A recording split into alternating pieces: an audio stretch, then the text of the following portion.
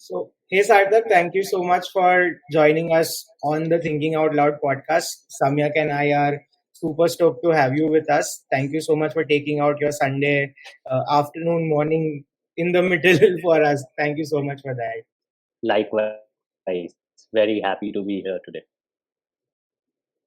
Awesome. So, Sarthak, we wouldn't waste time and start with the questions. So, I think Samyak has one question which is very personal to him, given you're a CA, he's a CA. So, would want Samyak to take that forward.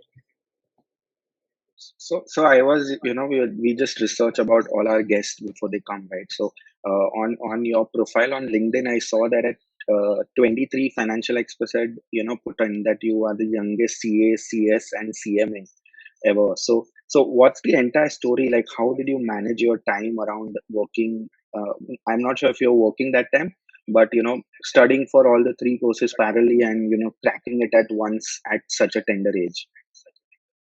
No, I think it wasn't planned, to be honest. Back when I got done with my 12th grade, I actually sat for 4 entrance exams. The CA CPT, as they call it, or used to be known as the foundation at one point.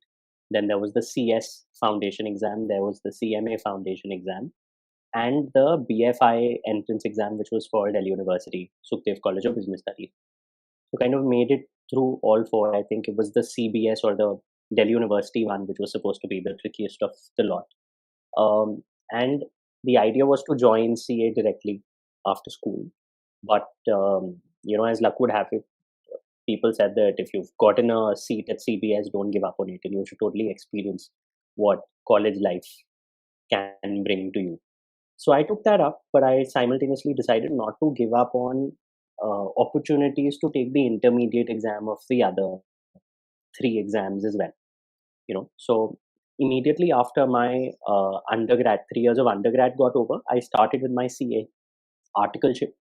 But in the meantime, I got done with my intermediate exams of all 3 courses, and I started with my articleship. And I did not really do my training for CS and CMA. They got exempted because of my work experience much later. However, the courses were structured in a way that you did not necessarily have to complete the training before you appear for the finals. So I think that helped me kind of do all 4 degrees all together, and it wasn't really planned that I would be the youngest in any way.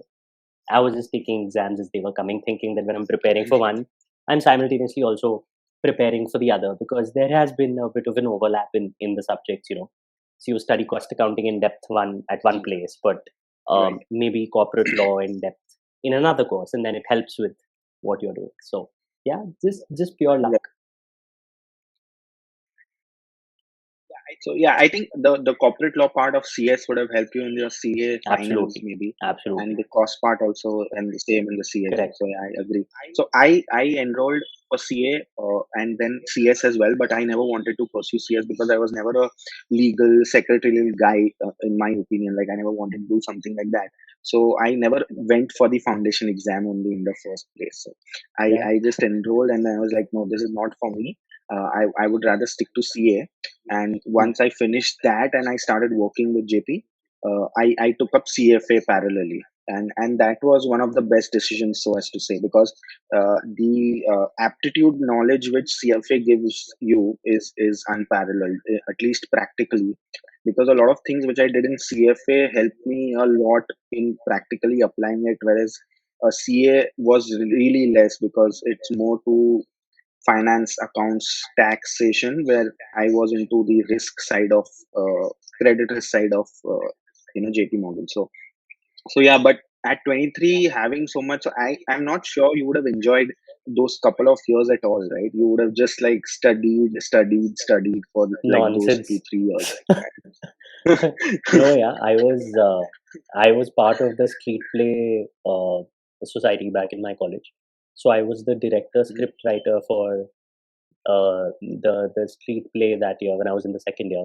So we actually went and performed at your IIT Kanpur and IIT Bombay and all of these places, and we won quite a few awards that year. I was also part of the dance society back in college. So I also did a lot of inter-college dance competitions, and ad competitions and whatnot. So I think, I saved time on not really taking any coaching classes. So I Mhm. wasn't really the kind of guy who would just get back home and study. I mean, not really my thing. I would not really, it sounds very counterintuitive, but I would not really be able to Right. study every day ke bas 12 ghante pad rahe.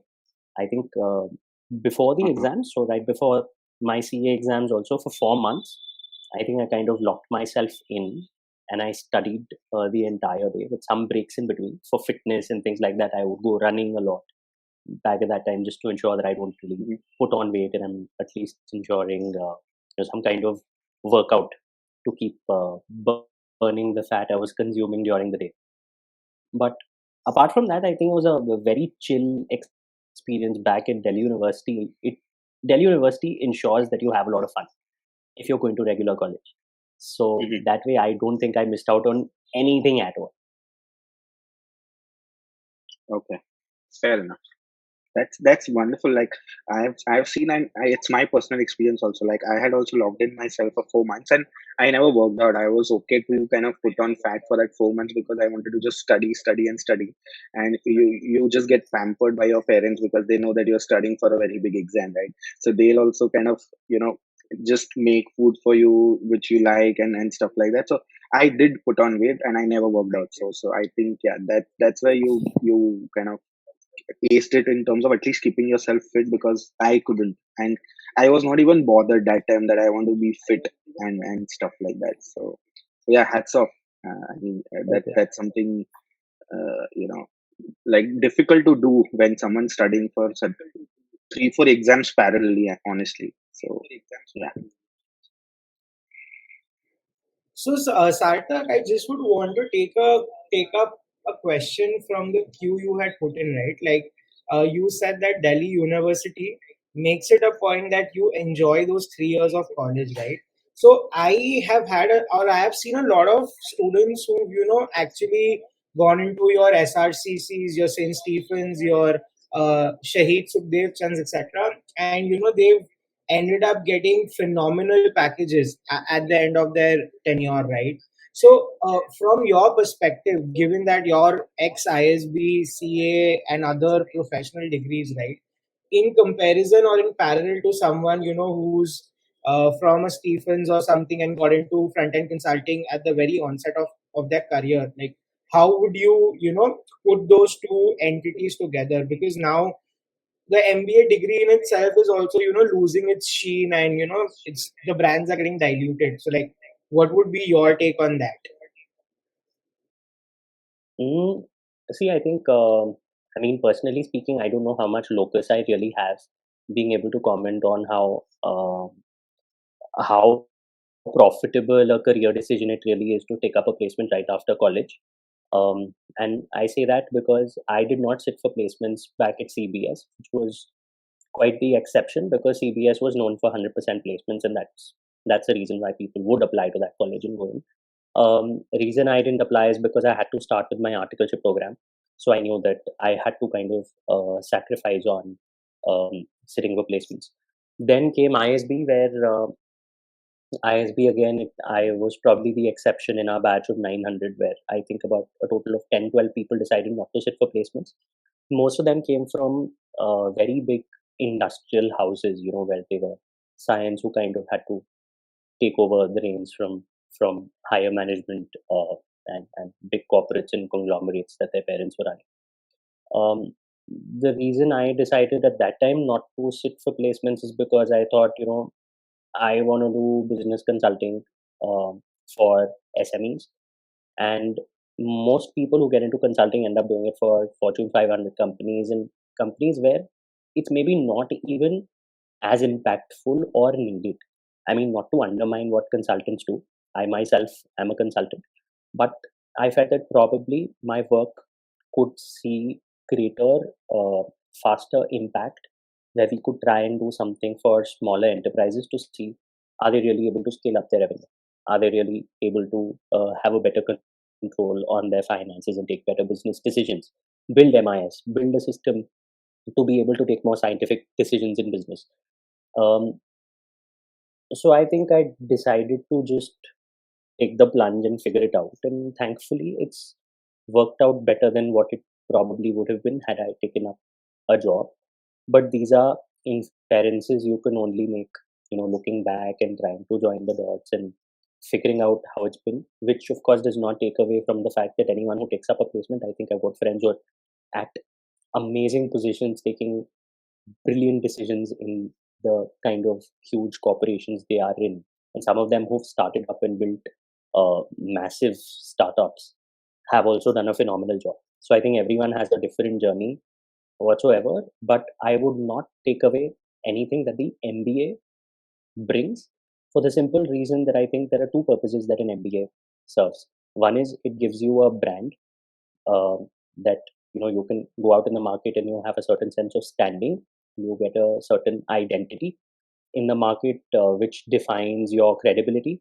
Second, it gives you access to a network, which is definitely helpful. I feel I've gotten a lot of opportunities purely by being by being part of the ISB alumni network, where people recognize my work, are happy to refer me, and happy to say that okay, let's get Sarthak on board to do this assignment or help us with this.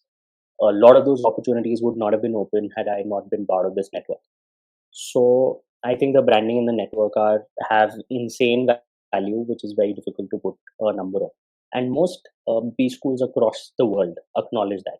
Apart from that, I think also the mindset that data is king.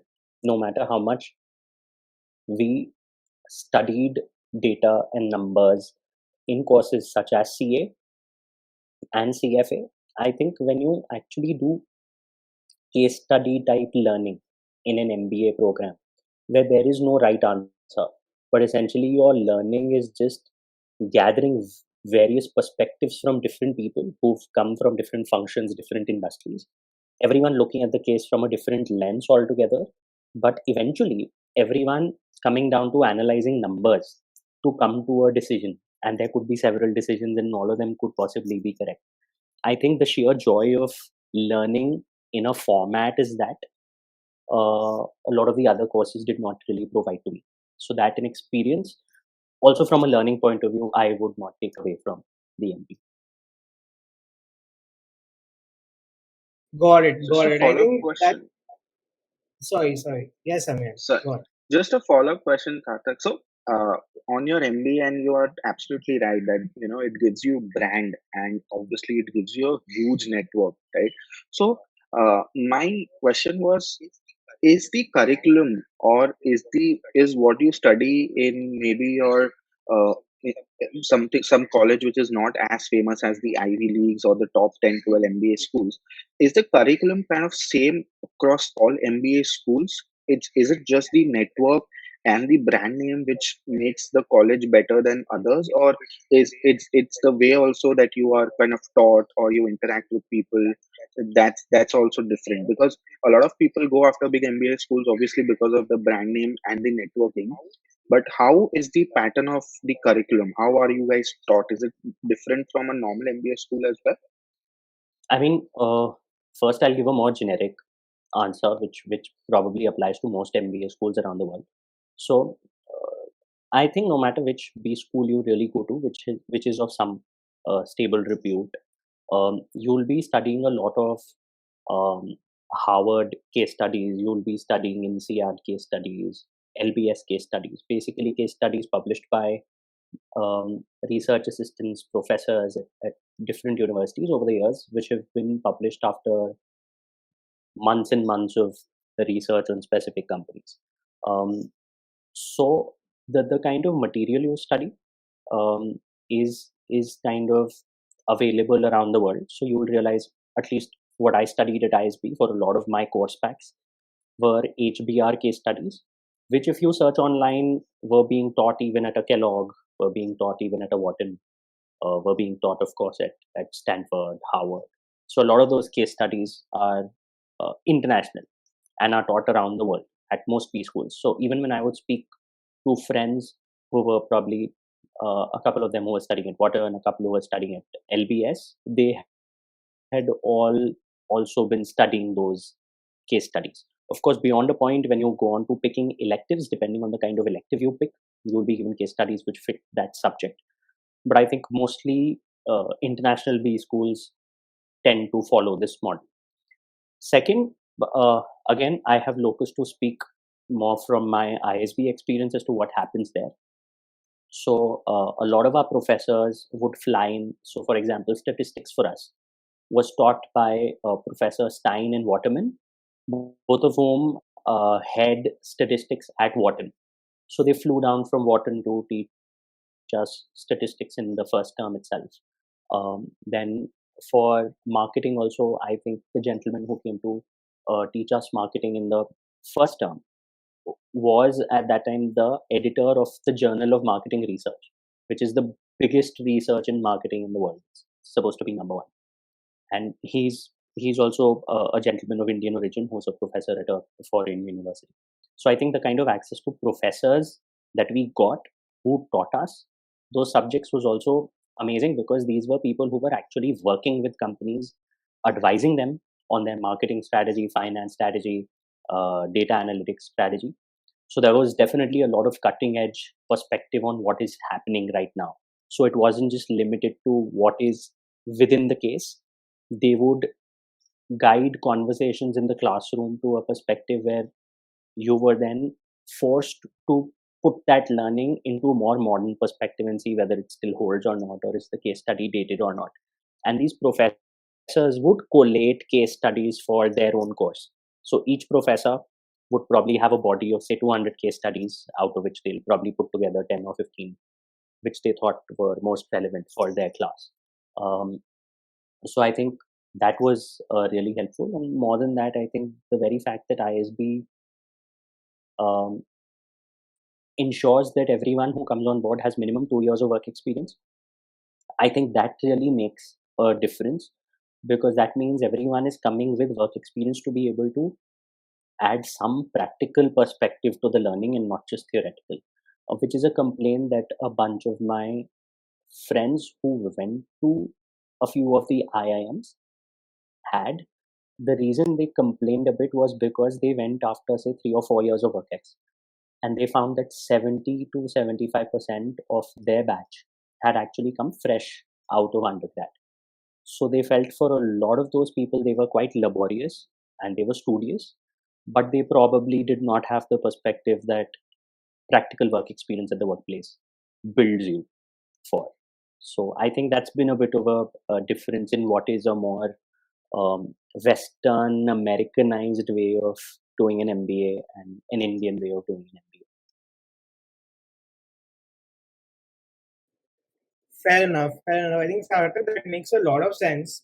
I just had one follow-up question for your ISB learning that, I would want to break it into two parts. One, given that again, I am from an IIM, I completely understand and relate to what you're saying, right? So my first question is, or 1A is, when did you actually decide, or at which stage in your career did you decide that, hey, I need an MBA, right? So that's my first question. And second question is, given that you were the one of those 10, 15 odd people who did not end up taking a placement from a college like ISB, right? So how did that happen, and how were you so sure that even without taking up a corporate job, my experience at ISB will be extremely helpful to what I will be doing or what I'm doing at the moment? Okay. So I think to take the first one, which is on when did I really decide on an MBA, I remember very specifically, even back in the 10th grade, being certain that after I do complete my CA, I would want to go for an MBA program. And I think that's because I'd started realizing back at that time itself that the CA degree probably by itself may not have as much brand value to solve all kinds of business problems as would probably an MBA degree would have. So I felt that, I think that there would always be those conflicting views on should you be a specialist or should you be a generalist. And even right now, they would see that there are a lot of bodies of knowledge which would say that, for example, there's this book called Range by David Epstein. And it talks about how being a generalist in today's world is a more valuable skill because you have a wider breadth of knowledge. Um, and having a wider breadth of knowledge gives you more opportunities to be able to grow and have more valuable perspective that you can pick up from different industries and apply them and connect the dots better to be able to make a better decision. So how I looked at it, I felt that okay, I probably wanted to try and balance out both. So my CA degree would give me a certain set of specialized skills above and beyond which I also wanted to build a bit of range. Um, so that decision had been there even when I was in school. Now, of course, what got refined over a period of time is that after the CA, I wanted to then decide, okay, should I be applying to US colleges? Should I be going to LBS? Because London Business School had a kind of liking for accountants. Basis profiling that I'd study of the kind of students who get in. I figured that LBS was much easier to get to in terms of international schools. But I realized that, okay, in the long run, I wanted to work in India. Now, if an MBA gives you brand and network, I would probably not have been able to use my international network as well for immediate career gains as I would have possibly been able to use my Indian network, which is why the search narrowed down to Indian B schools. And when I narrowed down to Indian B schools, somehow just ISB was probably the only school that fit the bill in terms of the kind of experience I wanted from my MBA. And of course, I wasn't a cat guy at all. Like, goes without saying, I think I would have sucked at the cat. There is no way I can work hard enough to get like a 99 point. I don't know what percentile to be able to make it. ISB seemed something which probably fit my personality better. So I happened to go to ISB. That was the first part. Second part about that you asked about how was I sure if I'll be able to make the most out of my ISB experience or MBA experience without really taking up placements. I think there was a lot of fear back at that time because it definitely did take a lot of courage at that time to decide not to sit for placements and opt out of the program. And I remember speaking with the dean of ISB, sitting with him and letting this concern be known that I'm battling these two choices and how do I decide. And I think what ISB did to make that job much easier for me, I think the dean said that given how much entrepreneurial drive you feel of wanting to create something, maybe 4 or 5 years down the line, it will be so much tougher for you to plug out from a corporate job and restart. So this is probably a safer time for you to start. What we can do to support you is that if you are opting out of placements and if you feel you want to try it out for 1 year or 2 years and it doesn't work out, if you want to come back and sit for placements, we will allow you to sit for placements for the subsequent batch or the batch after that as well. And I think the fact that they gave me that comfort of a comfort net that I could go back and sit for placements if I wanted to for the subsequent 2 years, either of the two subsequent 2 years, I think that just gave me a lot of comfort saying that okay, let's just go try it out. So really thankful to ISB to create these kind of opportunities, where people who really want to do something by themselves can also take that plunge. Makes sense. I think that just very well answered the question and put things into perspective as to why ISB is, maturing to be a more Western style B school than the traditional B schools that we had that we had in India, which focuses, on those 2 year full fledged programs. And I think what you said about, the subsequent year placement thing, I think IIM Ahmedabad is also doing the same. And the FinShot founders, they also had mentioned this exact same thing, right? Like they got that leverage from IMA to, go out and build FinShots. And, if that didn't work out, they could probably come back and give placements a shot at. So great. I mean, excellent perspective on that. So just a follow up there, Sarthak. So two things I really liked it. One is that there is this outliers and there is this range, right? So those two books are basically opposites. One is, by Malcolm Gladwell, who writes that definitely put in 10,000 hours and, special in something, so you're the best. And there is this David Epstein who wrote this book and I agree. So one of the reasons I moved to a startup was because of this generalist role. I was, able to do a lot of things which I never did there. So I agree on, the range perspective which you gave. Uh, a follow up on, uh, now coming from the MBA side to, starting, what was the reason behind, working on getting, helping SMEs only and helping them raise capital. And you gave shared a little bit of that earlier in the episode. But why would you just like do it for SMEs and not, try to, uh, uh, get hold of big clients, because that obviously helps you raise more money and maybe have a better cut than what an SME would give you. So what's the reason behind just targeting SMEs or MSMEs? No, I think what we're probably missing there is we're also missing the scale that SMEs in India tend to work on. SMEs in India, with say Mhm. businesses who are easily doing 100 200 crores of revenue, are still considered SMEs by definition in India.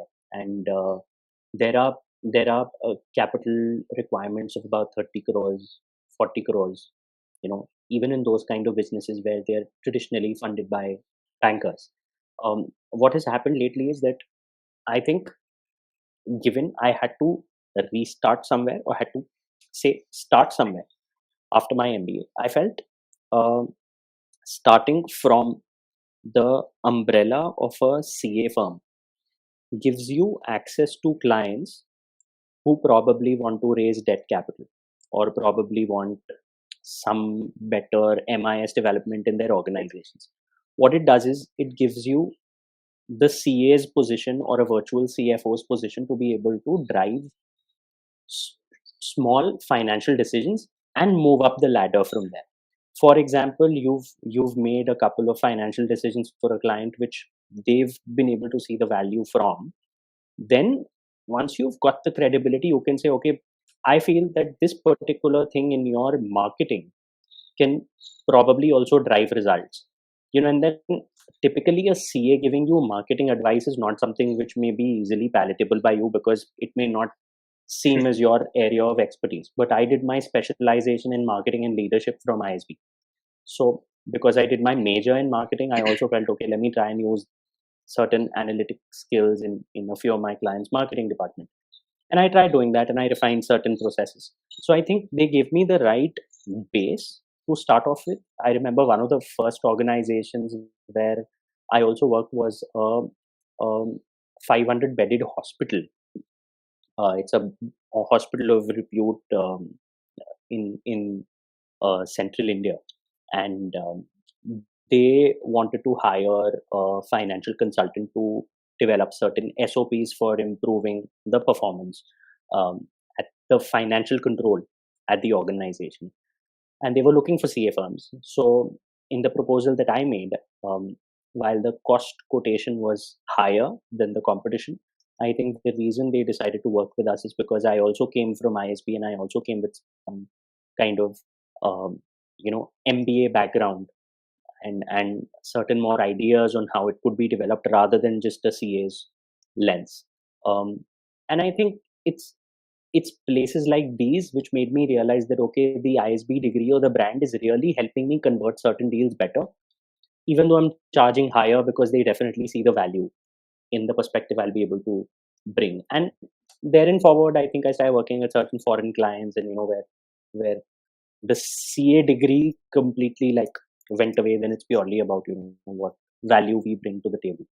And gradually, as the flavor of business changed towards startups, more and more people wanted to start up. I think the focus automatically moved towards investment banking. Um, so yes, investment banking is now mostly that what we do on a full time basis. Agreed totally, and a great perspective, so as to say. And obviously, when you raise capital, the investors are obviously doing a lot of due diligence, and one of the key points being what is the value that an organization will create with the funds they are going to raise. So because I've been in the startup space, I've just realized a couple of things after reading a lot about it.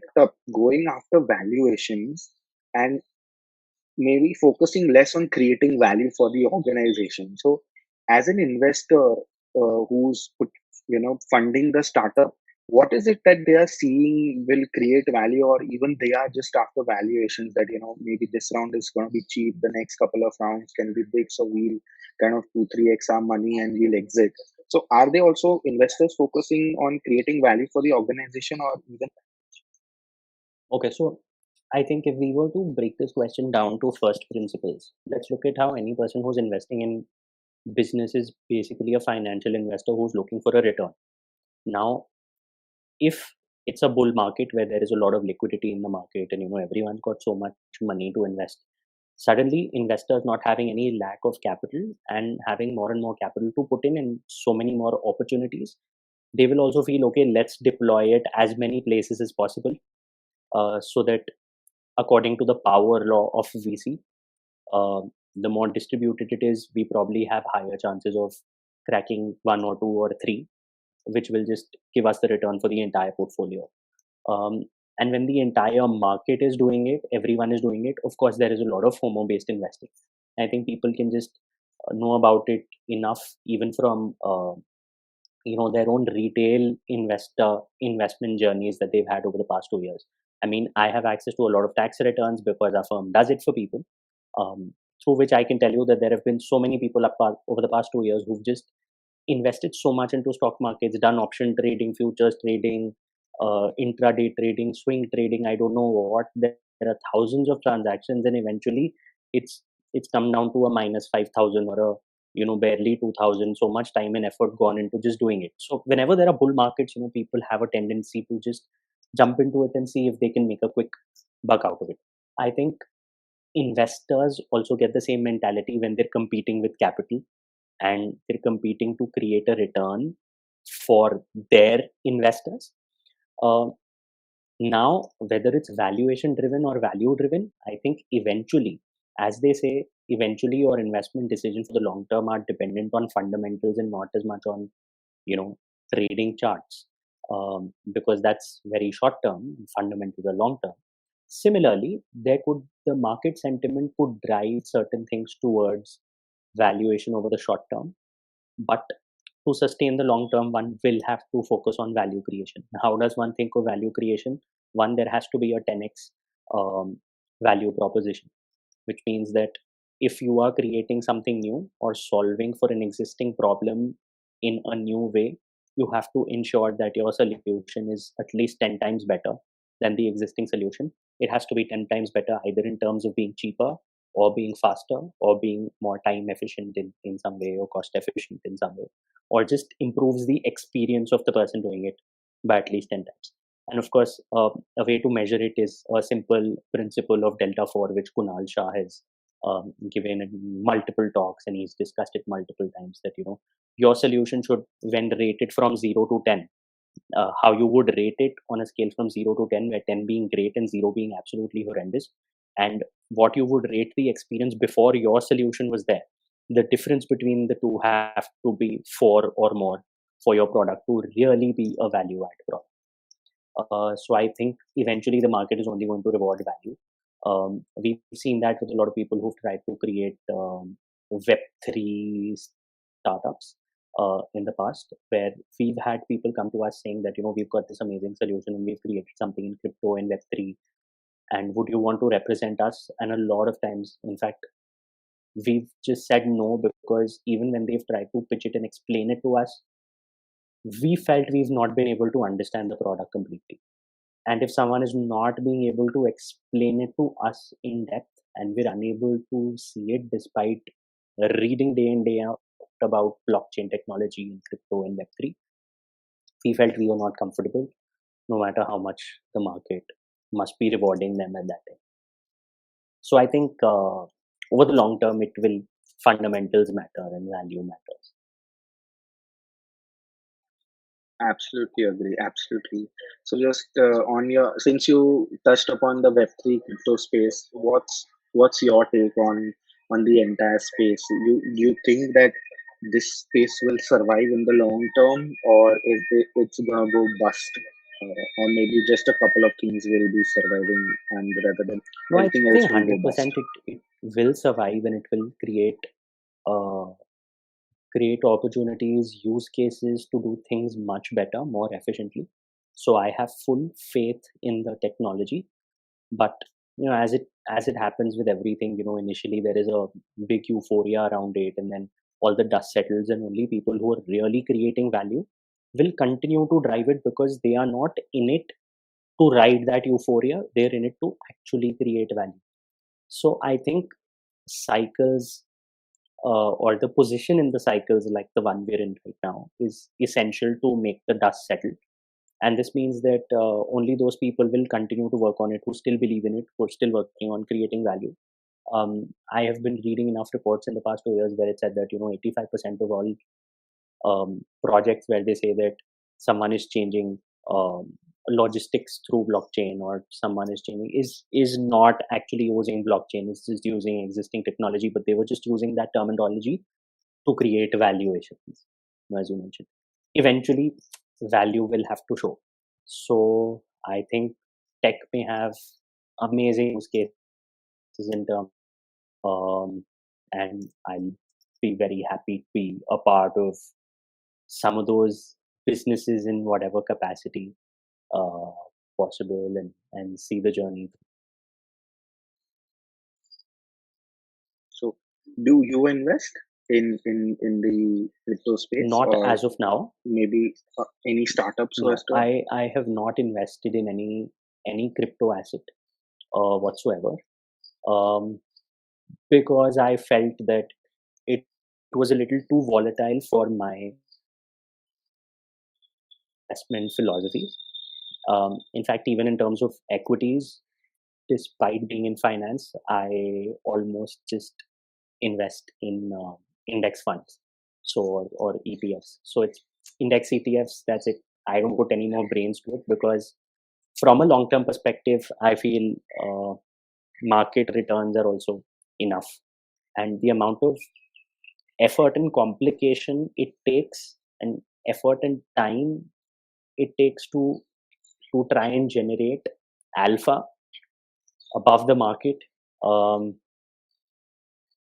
can be put for me better into upskilling myself in some other avenue that I find interesting. So, which is why I think that's been my investment strategy. It's as simple as it can possibly be. In fact, I would also recommend this one book called How I Invest My Money, where 25 of the biggest fund managers of the world talk about how they invest their own money, and you'll be surprised to know more than 75% of them just put it in uh, index, because they like, while we do that for other people, Index wealth fund. preservation is just about, as long as you're getting market return, it's great.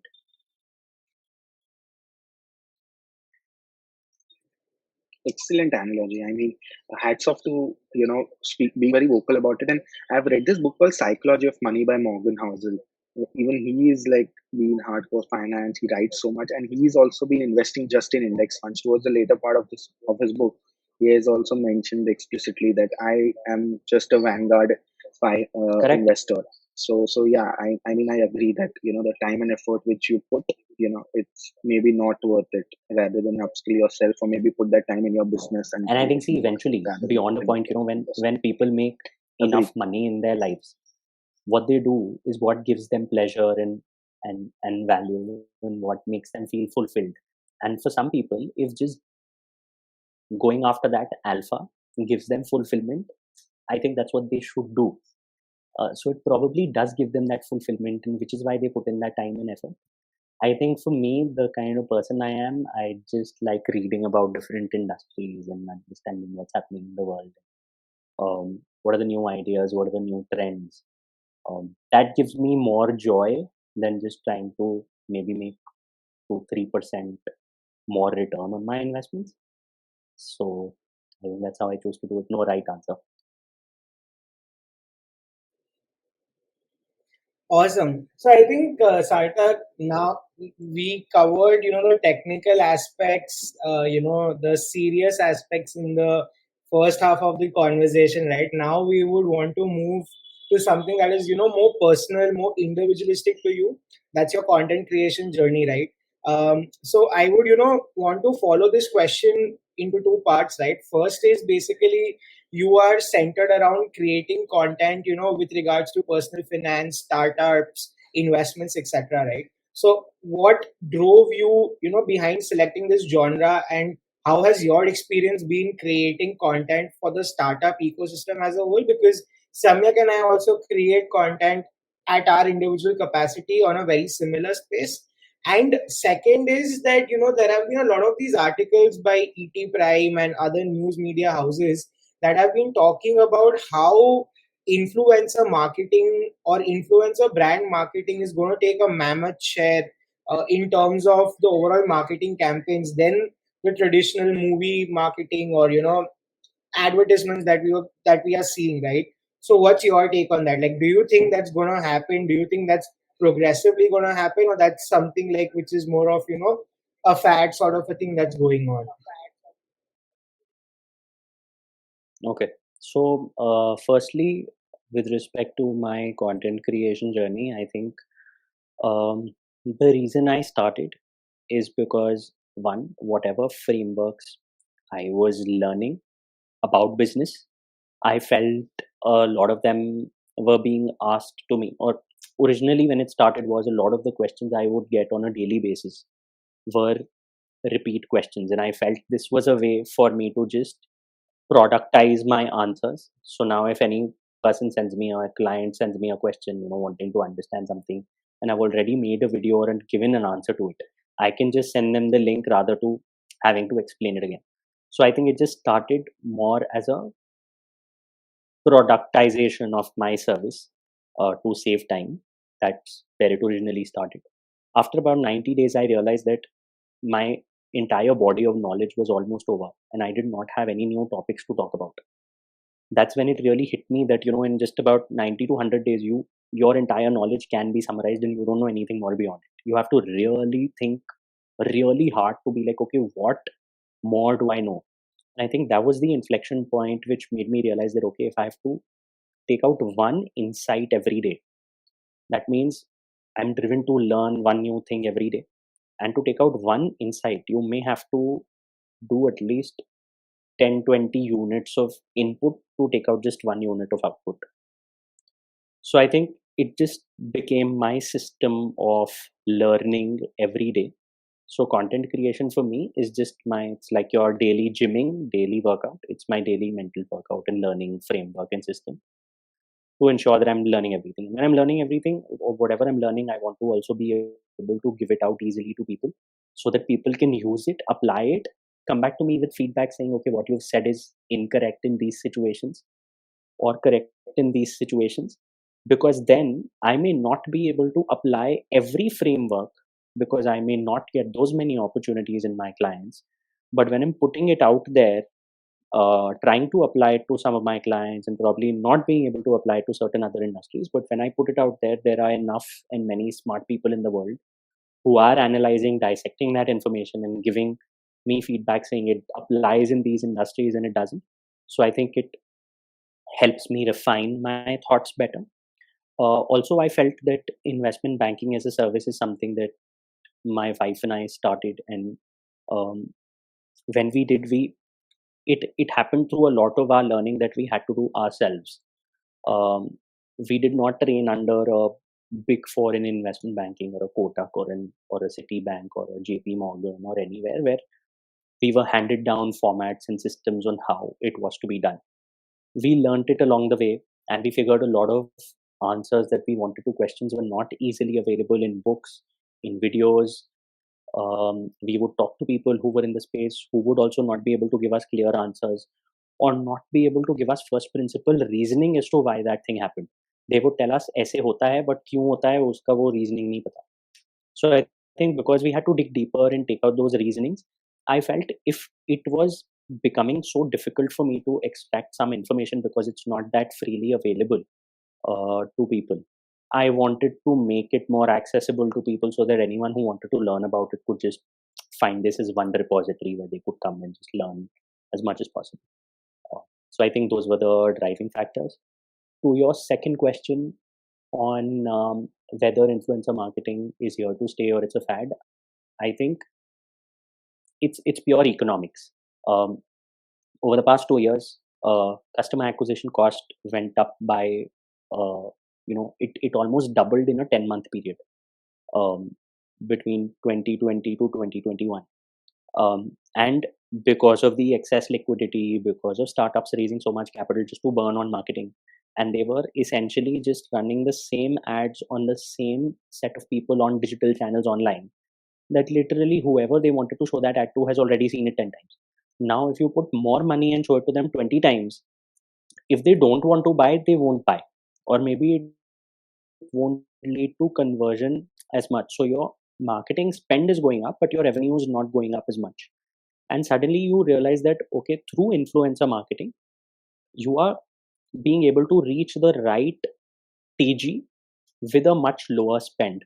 So purely for economic reasons, influencer marketing for customer acquisition has been cheaper in the past 2 years, which is why there has also been a rise in influencer marketing prices, and a lot of influencers are also constantly increasing their rates. Why? Because if they're being compared to what the CAC is like by running a direct ad on Instagram. So even with a hiked up price, if the customer acquisition cost is lower, he knows why should he leave money on the table and not charge it. So I think at some point equilibrium will have to strike, and for influencer brand deals to be relevant, they will have to be lower than the Instagram rate to still make business sense for people. And eventually, it's not just about how many people you show the ads to.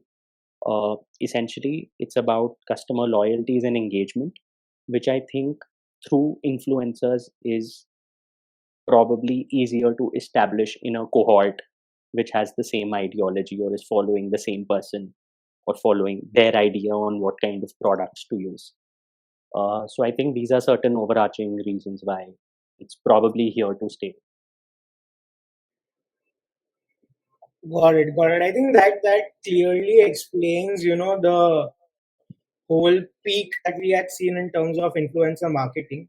But just to double click on something very interesting that you had mentioned about, Instagram ad spends and influencer spending. So how do you think that the ad spend on one side, and over here I'm considering traditional ads, Instagram ads, all sort of ad spends on one side, and weigh against influencer marketing spend on the other. Like, how do you think this was there, say, a pre-COVID, and how do you think this has evolved in a post-COVID scenario? I think it's only increased because with COVID, people being back home, it's all, I mean, I wouldn't say it's some great shakes thing that someone realized. Most business is about just being lucky with the timing. And I think that's what it has been for most people who sitting at home realized they had time to spare. People were watching so much more content online. And in fact, even more than thinking that people were watching content, we should know, if you read this book called Attention Factory, which is the story of TikTok, it basically tells you how it's these algorithms which are driving human behavior as to making you watch more. So you may think it's your conscious decision that now we have time at home, we're sitting at home, so we're watching. No, it's how they're designed, that they hook you and they make you engage with it. And it is designed in a way to make some people overnight celebrities, because that overnight celebrity status urges others to create more content, because even they want to be overnight celebrities. That's how they get more and more content creators on board, by making celebrities out of a handful or a minuscule number. So I think overall it's just an orchestrated system. So the pandemic has probably just been a catalyst by throwing everyone towards certain apps at the same time. But the very fact that all social media apps try to do stories all of them now, in fact, even LinkedIn is moving towards video now and heavily promoting videos, where people till about 2 months ago would say videos don't work on LinkedIn.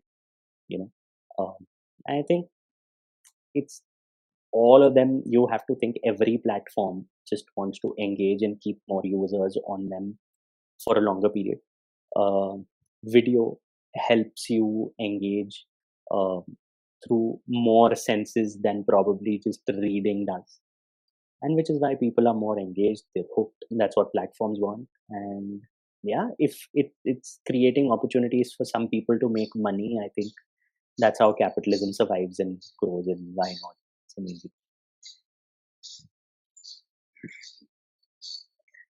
Agreed, and I think that's one of the reasons why these organizations are spending. And one thing I've noticed that ET is doing this fantastic in a very good way. I've seen a lot of financial influencers promoting, Genius Money or ET Genius, something like that, and it's done totally through influencer marketing. Like every good financial influencer has been promoting either ET Genius or Neo Global.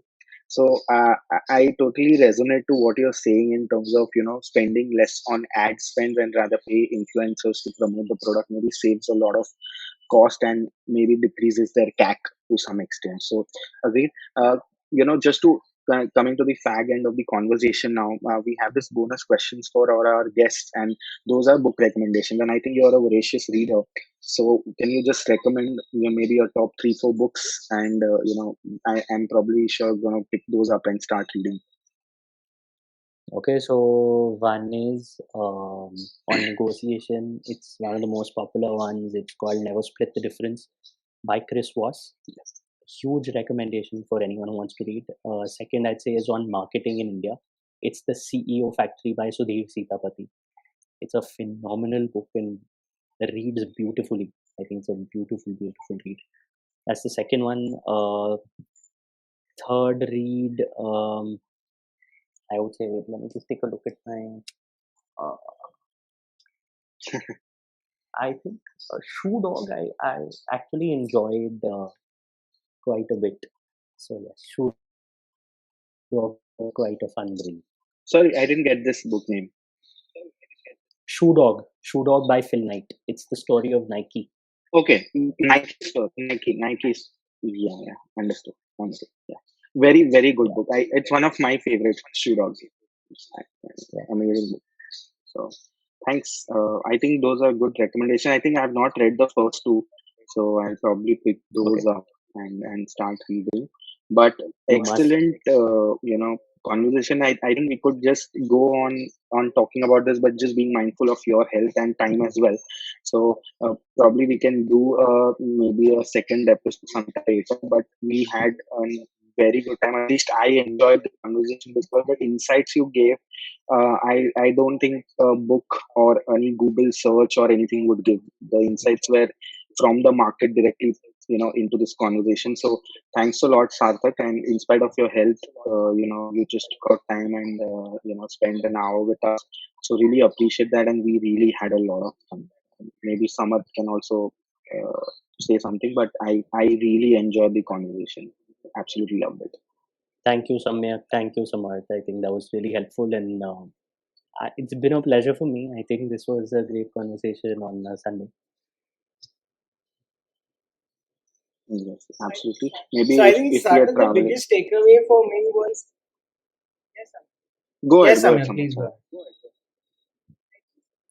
Yeah, I think Sarthak, the biggest takeaway from me was that given that I come from more of the traditional B school side in India, right, and you're from ISB, getting that perspective of how people, even with such a mammoth fees that they have to pay at ISB, still venture out to do something of their own right after graduating, just speaks volumes about the caliber that you are getting into the industry and your experience skill set, right? Because a common person with such a high entrance fees wouldn't even have two thoughts that was, I'll just skip placements and start something of my own. So I think for me, the biggest takeaway was how you planned it and how ISB fits so well in your entire puzzle that, whatever you would be doing post ISB would be playing a very pivotal role in that.